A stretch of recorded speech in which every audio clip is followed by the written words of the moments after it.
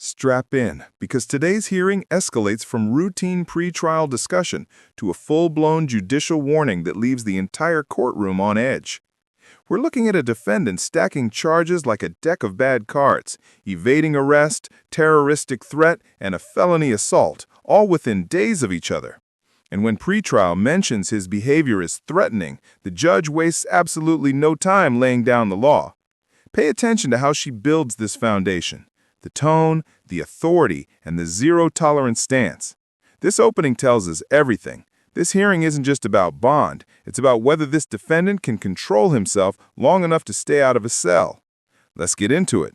So I spoke with pretrial judge, and I spoke with the coordinator. Per pretrial, he's tested positive presumptively, because they have to send him to a lab for confirmatory, for alcohol and THC. I think they described his behavior as threatening. Well, I didn't get threatening, but I got threatening. Okay. And I'm going to tell you now, I'm not going to have you, and I'm not going to stand for your threatening anyone in this court at any time. That is, every part of this is an extension of us. I don't care where you're going.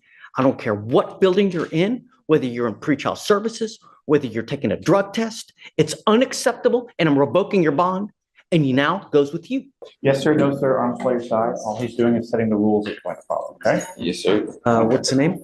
Bledsoe. Evading arrest and terroristic threat.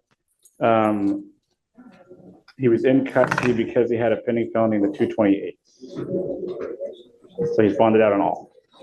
The evading, I think, is 12 yards per the officer. So I see that on 10/17 of 24, he picks up a felony assault. And 3 days later, he picks up a terroristic threat. And then he picks up an evading arrest. And they give him PR bonds on these cases. Is that what happened? And He bonded out since his last setting. I didn't check to see if there were PRs or not, Judge. I know that he had to pay money in felony court. yeah, it's just, I'm not dealing with PR bonds on this. Okay, viewers, here's where the judge starts piecing together the bigger picture, and honestly, this timeline is wild. She's looking at a felony assault picked up on October 17th, then a terroristic threat 3 days later, then an evading arrest after that. This isn't a slow decline. This is a rapid slide into escalating behavior. Notice she's also questioning how he managed to get PR bonds despite stacking new charges. That's a fair legal frustration. PR bonds are meant for low-risk defendants, not individuals who keep picking up new offenses. Ask yourself here, is this a system problem, a defendant problem, or both? Drop your take in the comments. I mean, he picks up 2 new cases if it's the same. Well, hold on a second. Let's not get ahead of ourselves. You've now picked up 2 new cases. You picked up a terroristic threat. You picked up an evading arrest. I will say our cases are the new cases. So I wouldn't call them Alright. new. They're just cases. Well, he picked up the felony, and then afterwards he picked up these 2 I misdemeanors. don't understand why he's coming here in December when he got a bond in October. How on earth is it? He was in custody, I think, on the felony. Oh, I see. Okay, and then he bonded out of the, right, okay. Yeah. Got it. All right. We're going to do probable cause. You have the right to remain silent. Anything you say can or will be used against you. Please, what happened? On October 19, 2024, officers were dispatched to a minor crash at a residential home in Harris County, Texas. The call described a male at the location crashing his motor vehicle, then pulling a gun, and was trying to fight people at the location. When officers arrived at the location, they observed people at the location pointing at the defendant. Upon contact with the defendant, the officers introduced themselves as Houston police and told them to stop. The defendant then walked into his residence and came back out approximately 2 minutes later. The officers instructed the defendant to come towards them, but the defendant began to evade on foot from the officer the second time. The defendant ran approximately 12 yards from the officer before placing him in handcuffs. A person search on the defendant revealed he had a prior arrest and an active felony warrant. Upon contact with the complainant advised the defendant was driving up and down the street in his car and crashed. The complainant stated the defendant began to tell the complainant he was going to shoot him and kill him. The complainant advised the defendant then began to reach into his waistband and kept saying he was going to shoot him. The complainant feared for his life and felt threatened by the defendant's statement. I will say, Now, this moment is important. We get the complainant's version of events. The defendant allegedly crashes his car, pulls a gun, threatens to kill someone, then evades police on foot. That's a trifecta of chaos. But then comes a pivotal detail. No gun was ever recovered. That's huge. Without a firearm, the charge stays at terroristic threat, not aggravated assault with a deadly weapon. From a legal standpoint, the absence of a gun dramatically impacts the severity of the case. But don't forget, in threat-based crimes, what the victim believed also matters. So the judge is weighing two things: the lack of a gun versus the seriousness of the claimed threat. What would you do if you were the judge? gun was never found. No charges where the gun were ever filed. They charged him with terroristic threat. They would have charged him with ag assault if the police had believed that a firearm was used. Mr. Bledsoe, let me make something perfectly clear to you. I will do everything in my power to protect my public at all costs. And I don't care if I have to make your bond $2 million. I'm going to do everything in my power to protect my public at all costs. Do you understand? Yes, I don't care who you are. I don't care where you come from. I don't care what, nothing. I want my county safe. You will be signing an affidavit with me today, promising me that you're not going to have any weapons whatsoever. And if I find that you have a weapon, I can have a contempt hearing. You're looking at 180 days in jail every time if you're caught with a gun. Do you understand?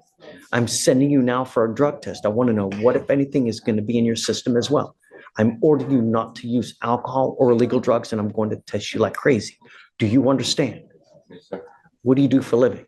I work for Leland Airmark Bakery. Okay, that's what you need to concentrate on. Working a lot so that your time is occupied. When you have too much time on your hands, you become self-destructive. Do you understand? Yes, sir. Do You're you right about have, thank you. Do you have a Texas driver license? that. It's a yes or it's a no. Then you're not allowed to drive. On this affidavit, you will also be promising me that you're not going to drive. Do you? Do you have a different state's driver's license? City? He asked if you have a Texas driver's license. Do you have a driver's license from any other state? No, I'm from Houston. Okay, sorry. I'm just making sure you didn't have Louisiana or something. Not drive. I am also putting on this affidavit that you're not going to drive. Do you understand? Yes, sir. You're looking around, you're just, heed this warning, Mr. Bledsoe. Do you understand? Yes, sir. Yes, sir. I totally understand. I only have one off day. I just sleep all day.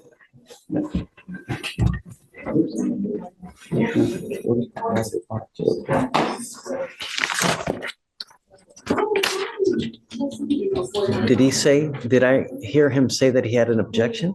No, most He was, definitely not. he was No. just asking me a question. Okay, No just objections. don't use. Stay out of trouble. You're in enough hot water as it is. You know, the thing is, Mr. Bledsoe, is that a lot of people make very, very poor choices when they're out there in life.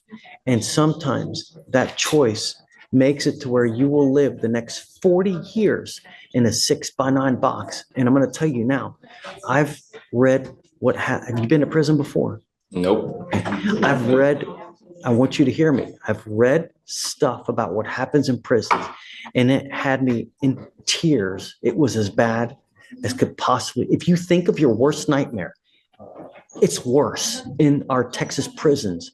They don't give a rat's behind. This is one of the most intense moments of the hearing. The judge isn't just giving a lecture, she's issuing a wake-up call and using real, brutal imagery about what prison life looks like. Judges don't usually go this far unless they believe the defendant is genuinely on the brink of self-destruction. And honestly, she's not wrong. A felony on top of violent-type misdemeanors, plus attitude issues with pretrial, plus failed drug tests, that combination puts him on a fast track to incarceration. You can hear the judge's frustration. She's trying to shock him into reality. Do you think this kind of direct graphic warning is effective or too extreme? About you, and you will be passed around like a proverbial doll. It's awful. Believe me. It's not worth it. Don't have a gun. Yes, sir. All right? Thank you, Judge. All right. If I can, Judge, I don't believe there has been actually any evidence presented to warrant a Hold bond on, Stephen. revocation. She told me yesterday that there had been multiple threats. So, all right, to circle back, there's a couple things. In speaking with pretrial, I have not received any information about threats. I've received information about cursing and rude behavior. Yes, Judge. Don't There was speak. no like threat of like harm or anything like that. It was just more so attitude. He was making people in our office a little bit uncomfortable just with his demeanor and the things that he was saying, but none of it, to my knowledge, has been anything, putting anyone in danger, threatening danger, anything of that sort. This is where I You will, have an open criminal case. You're to be humble and contrite. And when you're not, and when you're threatening, abusive, harassing, I'm going to take care of you and I will light you up like a damn Christmas tree. Do you understand? It is unacceptable, the behavior that you have displayed here with myself, with pretrial, with the people down over there. And if you don't straighten up and fly right, I'm going to be all over you. Do you understand? One false move again. This is not supposed to be a happy time for you. And I don't know what I need to do to get your attention. But next time, I will classify you as a danger, revoke your bond, and make it so high you will have teeth falling out. Do you understand? Sir. Take a seat. Thank you, Judge. Back to the point. Do you have a preference on the reset date, Judge? Tell me what he tested positive for. It was THC and alcohol, Judge. Okay. This is where I will add that the court added bond conditions yesterday, so he had the magistrate. I understand. Okay. He did have So- these magistrate orders in October that I did see that he was instructed over. It didn't have no alcohol, but it did have October what? October 14th, 15th. Give me the last name again. Bledsoe, BLED. Oh, no. He's still smoking weed then. I mean, if they told him not to use any kind of illegal drugs and he tested positive right now, give me the date, please. Come up, Mr. Bledsoe. You're not off the hook yet.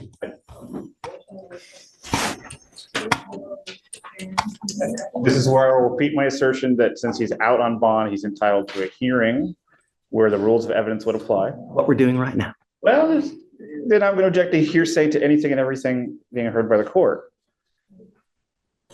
What day was the magistrate condition for no using, please? October 20th.